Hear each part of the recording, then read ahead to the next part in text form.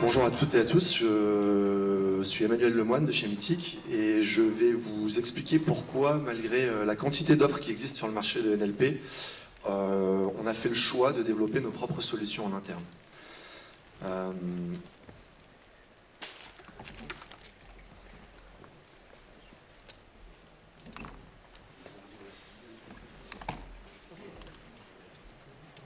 Je suis Emmanuel Lemoine, Chatbot Head of Engineering chez Mythic, anciennement Doctissimo, Yahoo et Pretty Fun Therapy en tant que co-founder et CTO. C'est une société qui a été rachetée il y a 3 ans et demi par Mythic.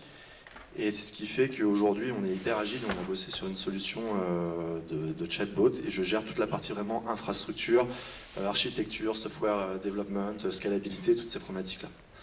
Je vais faire juste un petit rappel pour ceux qui ne le sauraient pas. Qu'est-ce que c'est que la NLP ?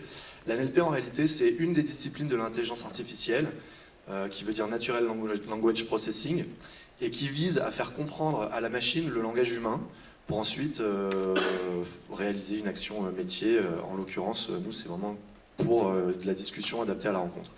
Il y a 2 notions très importantes à prendre en compte dans la NLP. La première, c'est la notion d'intent. L'intent, c'est quel est le sens global de la phrase qu'a dit mon utilisateur au moment où il a fait sa requête. Un exemple, c'est par exemple « Comment faire ? Je suis trop timide ». Le sens global de la phrase, ça va être « Je cherche des conseils pour vaincre ma timidité ». Ça, c'est la notion d'intent. La deuxième notion très importante, c'est la notion d'entity. Et les entities, là, c'est plus arriver à détecter au sein d'une phrase des choses concrètes qu'on va pouvoir dénommer. Et un exemple, c'est je cherche une brune. Dans ce cas précis, brune, c'est une entité de type couleur de cheveux. Donc ça, c'est 2 concepts très importants que je vais aborder tout au long de la présentation, qui permet d'arriver dans une conversation à déterminer le sens et le détail de la phrase. Et comment ça marche en réalité pour qu'on puisse comprendre ce que dit l'utilisateur. La première étape, c'est de collecter de la data. De la data qui est propre à votre business. Nous, en l'occurrence, ça va être sur de la rencontre.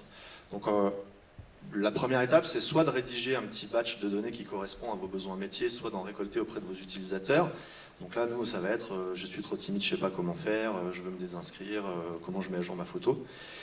Et la deuxième étape, ça va être de labelliser toutes ces phrases-là, de les annoter, de dire manuellement, pour amorcer la pompe, on va dire, pour commencer à faire en sorte que l'algorithme comprenne, c'est de dire cette phrase, elle veut dire ça, c'est l'intent. Cette phrase, elle veut dire ça, et cette phrase, elle veut dire ça. Donc, ça veut dire identifier les intents qu'on va avoir besoin d'identifier. Et ensuite, une fois qu'on a notre dataset qui est annoté, on va pouvoir entraîner l'algorithme sur ce jeu de données. Voilà. L'avantage de ça, c'est qu'on ne va pas être obligé de rédiger toutes les combinaisons possibles et imaginables. C'est qu'une fois que l'algorithme est entraîné, ça va comprendre, malgré les approximations orthographiques, les autres tournures de phrases, la syntaxe et tout ça. Alors effectivement, aujourd'hui, sur le marché, il y a quand même plusieurs solutions qui permettent de faire ça, de la NLP. Microsoft Louis, IBM Watson, Dialogflow, il y en a d'autres. Rasa plus récemment en open source. Je vais vous expliquer un petit peu plus tard pourquoi on ne s'est pas appuyé sur ces solutions-là. Mais avant ça, surtout pourquoi Mythic a besoin de NLP aujourd'hui. Et parce qu'on a une collègue qui s'appelle Lara, qui est là depuis mai 2016, et qui en fait est la wing woman de nos users à travers leur expérience dans la rencontre, qui va les accompagner au quotidien. Et c'est en réalité un chatbot qui est présent sur toutes nos plateformes, mobile, app, desktop, et qui va accompagner les utilisateurs dans toutes les questions qui peuvent se poser sur notre business qui est la rencontre. Les use cases les plus parlants, ça va être, voilà, décris-moi le profil que tu recherches. Je cherche une blonde aux yeux bleus qui aime le sport, qui fait du tennis. Customer care, je n'arrive pas à modifier ma photo, est-ce que tu peux m'aider ? Coaching, voilà, encore une fois, est-ce que tu peux me recommander un lieu pour mon rendez-vous avec un tel ou un tel ? Et tout ça, en fait, ce sont les différents intents que nous, on va vouloir aborder dans notre solution. Alors au début, quand on a lancé ça, c'était il y a 3 ans et demi, donc ça fait quand même un petit moment. C'était juste après l'annonce de David Marcus à la keynote F8 de Facebook sur l'ouverture des chatbots sur Facebook Messenger. On a commencé avec Dialogflow.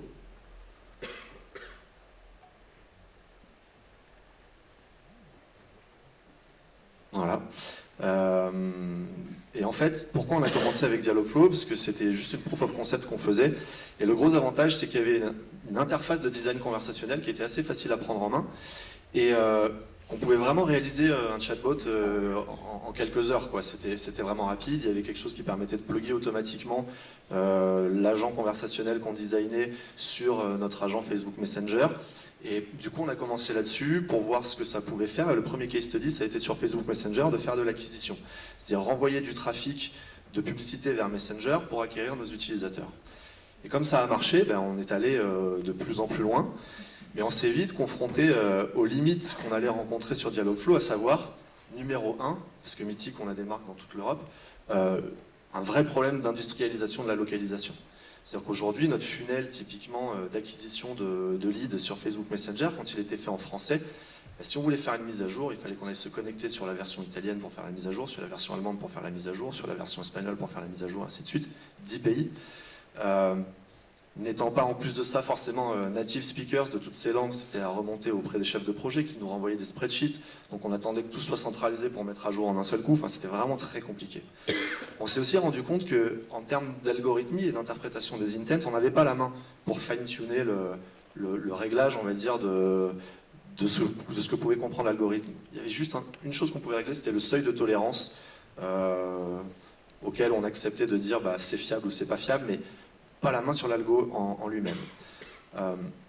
L'interface de design, elle était vachement bien, puisque ça permettait à quelqu'un qui n'était pas tech de pouvoir designer une conversation, mais elle n'était pas agnostique, elle était vraiment propre à Dialogflow, c'est-à-dire que vous ne pouviez pas l'utiliser avec d'autres solutions. Ensuite, on a eu au tout début, d'ailleurs je précise, c'était API AI à l'époque, c'était pas encore acheté par Google, des vrais problèmes de fiabilité. C'est-à-dire ça nous est arrivé d'avoir notre funnel d'acquisition sur Facebook Messenger qui était down pendant un week-end parce que API AI à l'époque répondait plus. Donc un vrai problème, quoi. Et enfin, quand on a commencé à prendre de l'ampleur et qu'on a forecasté qu'on allait faire 250 millions de requêtes par an, au tarif de Dialogflow, on s'est rendu compte que ça allait se compter en centaines de milliers d'euros annuels. Et là, on s'est pris un gros stop. Gros stop. Donc on est allé voir un petit peu du côté des autres solutions du marché. Mais là, pareil, pas de solution d'industrialisation.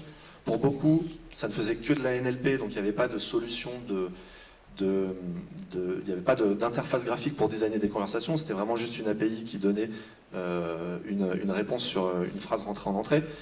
Toujours pas de fine-tuning des algos. Et encore une fois, les coûts. C'est à chaque fois que plus on augmentait les coûts. Donc voilà pourquoi on a développé finalement 2 solutions en interne il y a 2 ans. Enfin, on a commencé il y a 2 ans. La première, c'est Dialogues, et la deuxième, c'est humblement NLP. Dialogues, c'est vraiment l'interface graphique qui va permettre à quelqu'un qui est plus le profil d'un chef de projet de designer la conversation et de tout ce qu'il veut prendre en compte. Et la NLP, c'est vraiment plus la partie data science, entraînement de la data, fine-tuning de l'algo, et aussi développement de features propres à nos besoins, ce que je vais venir juste après.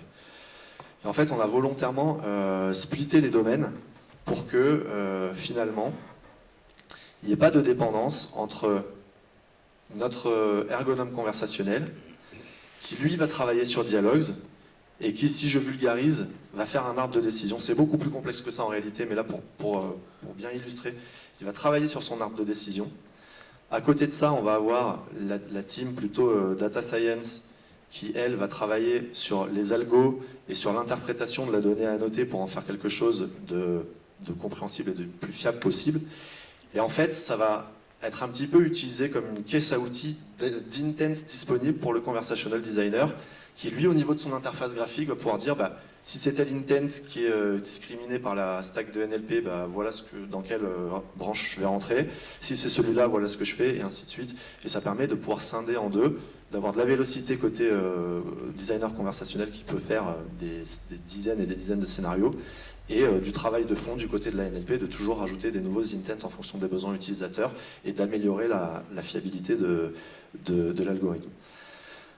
Le choix de vouloir splitter en deux, ça nous permet en plus de rendre la partie graphique complètement agnostique de notre stack de NLP, c'est-à-dire que demain on pourrait finalement revenir sur nos pas et plugger une autre solution de NLP et continuer à travailler sur notre outil d'interface graphique. Et cette stratégie, elle est plutôt payante parce que là, je reviens du Japon où on est allé voir nos petits collègues qui se posent les questions que nous, on se posait que nous, on se posait il y a 3 ans sur comment faire un chatbot. Et décidément. Voilà. Et on leur a dit, en réalité, nous, Japonais, on ne fait pas. On ne fera pas, parce que nous, on n'opère que l'Europe. Et on n'a pas de Japonais native speaker en interne. En revanche, la partie design de conversation, vous pouvez tout à fait vous en servir, et derrière, libre à vous, soit d'utiliser une solution tierce, soit de faire votre propre stack de NLP en japonais, comme nous, on l'a fait pour les langues européennes. Très rapidement, Dialogues, voilà, c'est une interface graphique qui est vraiment à destination du Product Manager Chatbot, sur lequel il va designer les différents intents qu'il veut prendre en considération, et en fonction de ce que va répondre la stack de NLP, répondre ou entreprendre des actions métiers. Entreprendre des actions métiers, ça peut présenter un profil, ajouter à mes favoris, envoyer un mail, whatever. Tout ce qui est possible de faire en réalité sur le marché de la rencontre via les applications mythiques. Et la responsabilité de la NLP, elle, c'est uniquement de faire de la détection d'intent, de la détection d'entities. Et un troisième truc, qui est aussi une des raisons pour lesquelles on a développé notre propre solution, c'est la détection de clusters. Ça, c'est une dimension qui n'existait pas sur les choses sur le marché. Donc ça m'amène à qu'est-ce qu'on a fine-tuné, nous, les contextes, les clusters, et pouvoir tester plusieurs types d'algorithmes à partir du dataset qu'on avait. Les contextes, c'est quelque chose de très simple. J'ai encore fait le test hier soir. Si vous avez Alexa à la maison, vous lui dites Alexa, dis-moi qui est Barack Obama. Elle va être hyper intelligente. Elle va vous dire, c'est le 44e président des États-Unis et il était en fonction de janvier 2009 à janvier 2017. Puis vous allez lui dire, Alexa, mais il a quel âge maintenant? Et là, elle va vous dire, je ne sais pas de quoi tu me parles, en fait. Parce qu'elle aura perdu le contexte et elle ne saura pas où elle en est. Nous, dans le cas d'une conversation avec Lara, on ne peut pas se permettre de ne pas se rappeler à la phrase d'après ce qu'on a dit précédemment à notre utilisateur. Donc pour illustrer comment ça marche un contexte, on va avoir par exemple une requête qui est envoyée à la stack de NLP, qui va être je cherche une fille brune qui aime le tennis. Ça va arriver dans les algos vont répondre super, j'ai compris ce que tu m'as dit. L'intent principal qui caractérise ta demande, c'est que tu cherches un profil. Et j'en ai extrait 2 entités, qui sont l'entité sport, qui a la valeur 25, qui correspond à la valeur du tennis dans le référentiel mythique, pour le sport, et la couleur de cheveux, blonde, qui correspond aussi, encore une fois, 3 à l'ID du référentiel mythique. Imaginons que le designer conversationnel, il ait designé sa conversation pour que, si on répond ça, il entreprend l'action métier, va chercher un profil et il affiche à l'utilisateur, voici le profil qui correspond à ce que tu m'as demandé. Et donc là, l'utilisateur va dire, finalement, il va réagir, il va dire, finalement, je voudrais bien aussi des rousses. Là, ce qui va se passer en réalité, c'est qu'on va dire à la NLP, l'utilisateur me dit, finalement, je veux bien aussi des rousses, mais je vais lui remettre le contexte précédent. Je vais lui dire, précédemment, j'en étais à, tu m'as dit que j'avais cherché un profil, et voilà les entités que tu avais détectées. Fort de ça, ce qui va se passer, c'est que la NLP va adapter sa réponse en conséquence, et elle va dire, ok, mais je me rends compte que là, ce que tu m'as demandé, si on voit dans la description de l'intent, c'est que tu m'as demandé de changer la couleur des cheveux que tu es en train de rechercher. Et j'ai bien noté aussi que ça se basait sur une modification de l'entity hair color. Donc je précise que est-ce qu'elle a été updatée? Oui. Et que je concatène en fait les valeurs en gardant la précédente et que je rajoute couleur de cheveux. Et là, ce qui va se passer, par exemple, c'est que le conversational designer, il a designé son intent pour dire, dans ce cas de figure, je refais une recherche de profil. Là, la fois d'après, on peut très bien avoir une brune ou une rousse. Voilà la notion de contexte qui est très importante d'avoir en tête. Ensuite, il y a la dimension plus cluster. Alors, les clusters, ça nous est venu à l'idée quand on s'est rendu compte que, en fait, on a énormément de données structurées. On sait que, voilà, pour moi, le mariage c'est important, oui, non. Mon style vestimentaire c'est classique, ou grunge, ou whatever. C'est assez standard en fait. C'est dans une base de données, on a des colonnes, on fait une requête et on a la solution. En fait, on s'est rendu compte aussi que les gens, ils aimaient bien écrire sur eux et qu'on a quand même une quantité de données qui n'est pas structurée, qui est vraiment complètement libre. Mais on s'est dit que ce serait quand même vachement excitant de pouvoir l'analyser, le parser et de faire des corrélations entre les utilisateurs pour que, au-delà de chercher quelqu'un qui a les yeux bleus, pouvoir aussi dire je veux chercher quelqu'un qui cherche une relation basée sur la confiance, par exemple, qui pour le coup n'est pas un référentiel structuré. Donc là, comment ça se passe? C'est toujours la même stack, hein, même endpoint, même payload, on passe l'annonce de la personne. Et là, ce qui va se passer, c'est que la NLP, elle va toujours retourner des entities et des intents, que là, j'affiche pas parce qu'on est focus sur les clusters, et qui va dire, bah voilà, j'ai identifié des clusters dans l'annonce que tu m'as mis qui sont respect, confiance, drôlerie, intelligence, caractère attentionné, gentillesse, whatever. En fait, ça, c'est des clusters qu'on a identifiés en faisant tourner nos algos sur les annonces pour enseigner les utilisateurs, et on en a dégagé une vingtaine qui revenaient assez fréquemment. Et ça, typiquement, le cas concret, c'est de dire, bah voilà, maintenant, si quelqu'un me dit, je cherche une blonde aux yeux bleus, sincère et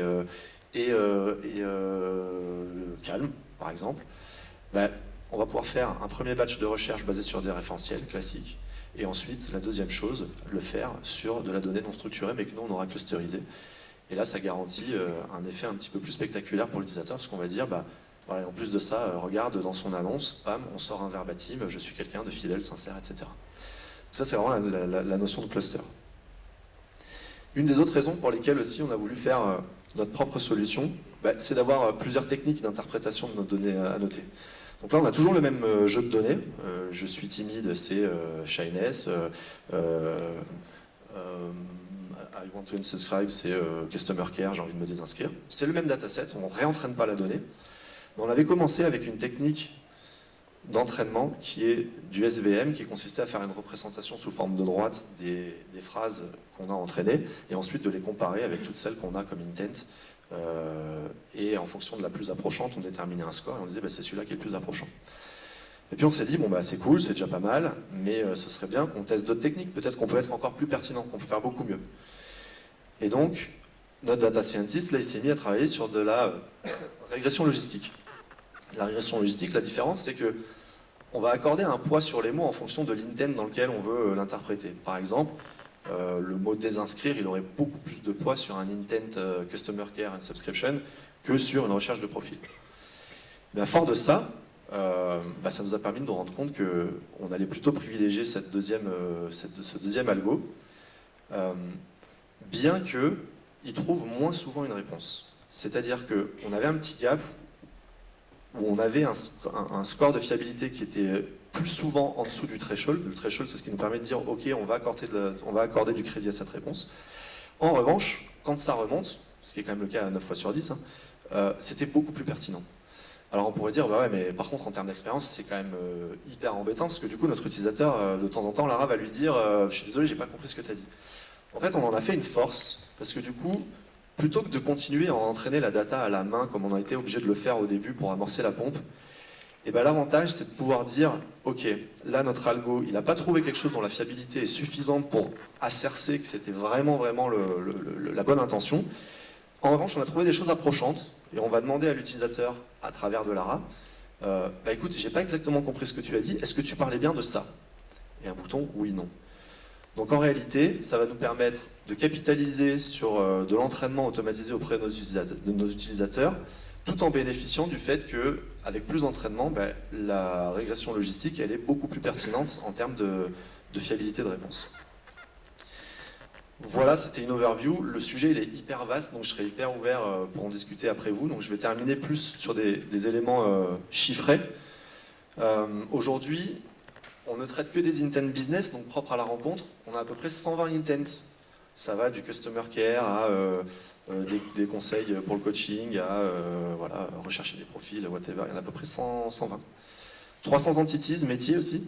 Donc que ce soit sur des éléments de profil ou sur des lieux de rencontre ou quoi que ce soit. On a à peu près 20 clusters identifiés qui nous permet de sectoriser les annonces que font les utilisateurs et de faire des recoupements ensuite. 250 millions de requêtes par an, à peu près, 20 millions de requêtes par mois à la stack de NLP, avec un temps de réponse moyen de 100 millisecondes, sachant que c'est souvent moins, mais ça peut être beaucoup plus, parce que derrière, c'est des traitements très très lourds, surtout plus vous rajoutez d'intent, plus vous avez de traitements à faire, et surtout plus les phrases sont longues, et plus ça va mettre du temps à répondre. Et enfin, puisque c'était un des premiers gros stops qu'on s'est pris par la direction au début, c'était le coût. Là aujourd'hui on est à plus de 10 fois moins cher que ce qu'on avait forecasté à l'époque si on était resté sur une solution du marché. Et enfin, pour terminer, c'est juste une slide rapide. La partie technique, elle est à 100% sur AWS, sur la partie chatbot. La partie dialogues, donc design de la conversation, c'est une app Angular. Derrière, c'est du Node.js et c'est 100% serverless. Et la partie NLP, c'est du Python qui est déployé dans un Docker sur AWS SageMaker. Voilà, il ne me reste plus qu'à Lara et à moi à vous dire merci.